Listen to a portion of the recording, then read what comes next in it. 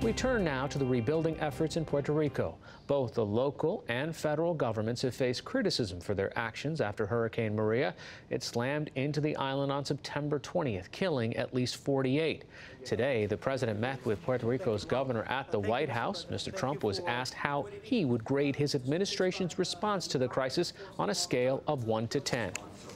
I'd say it was a 10.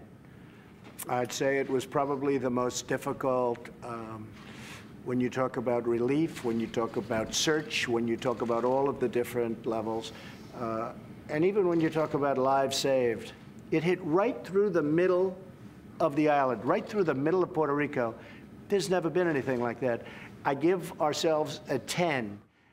For his part, the governor, Ricardo Rossello, sidestepped a question about what grade he would give the federal response, but he did thank the president and lawmakers. What's going to keep the people there, what's going to keep this going, is knowing that we have the backing of the White House and knowing that we're going to have the backing of Congress so that we can have the resources appropriate to attend to the storm and then be smart about it, be innovative, and restore Puerto Rico to a better position than before. Some 80% of the island remains without electricity, and President Trump addressed the task of repairing its devastated power grid.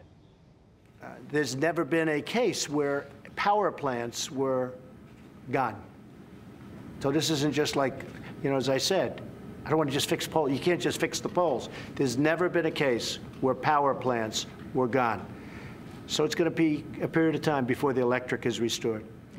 For more on the efforts to repair the island's power grid, I spoke a short time ago with Jose Sanchez. He's the director of the Puerto Rico Power Restoration Task Force for the Army Corps of Engineers. He joined me from San Juan via Skype.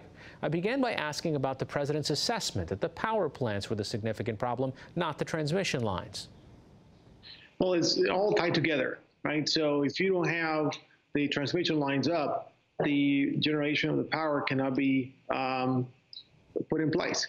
In other words, you can't just fire up a generator hoping for the line to be connected afterwards. It's a demand signal. So you got to have the demand coming from the homes and the businesses through the transmission line back into the generator itself. So give us an idea of the scale of repairs that are necessary. So when we got here, the first assessment that we got from the local power authority was that they had about 80% of the system was affected, not necessarily destroyed, but affected, and that'd be from lines down to trees touching the lines and so on and so forth. It's obviously some of the systems have already been fixed.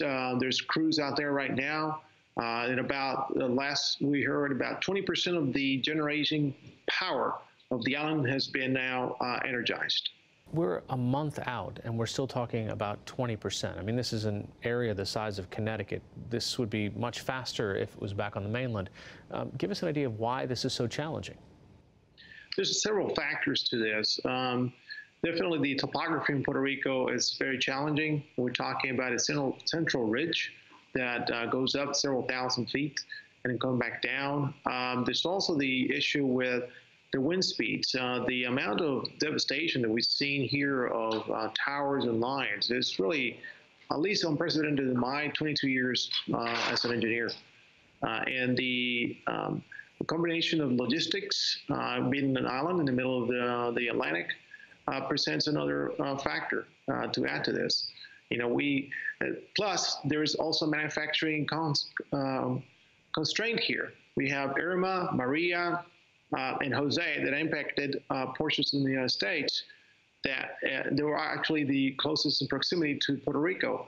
And, you know, in order to get materials for those sectors in Florida, Texas, and Georgia, have also depleted some of the supplies to manufacturers. So we are competing against all this. And not only that, the Virgin Islands, which are also devastated heavily, and their electrical system has also been impacted beyond repair. Mr. Sanchez was joining us via Skype, and even in the middle of our conversation, the power went out. And we just had a problem with power here as we speak about power. Okay, I think we're set here. So how much is this all going to cost, and is there enough money to fix it? It's a good question in terms of how much it's going to cost. It's something that is going at the same time as we're repairing, because we don't have time to plan and design. we're going at it as fast as we can. So as we do repairs, we're seeing what the burn rate of the materials is. At the same time, we're also seeing the speed we can fix this. So I think as we go into about a third of the way of the repairs, we'll probably have a better idea what the overall cost is going to be. We already are in the hundreds of millions of dollars.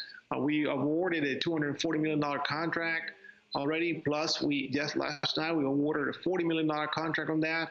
We've already put an order for $148 million of materials. Yep. So we are already in the $400 to $500 million range.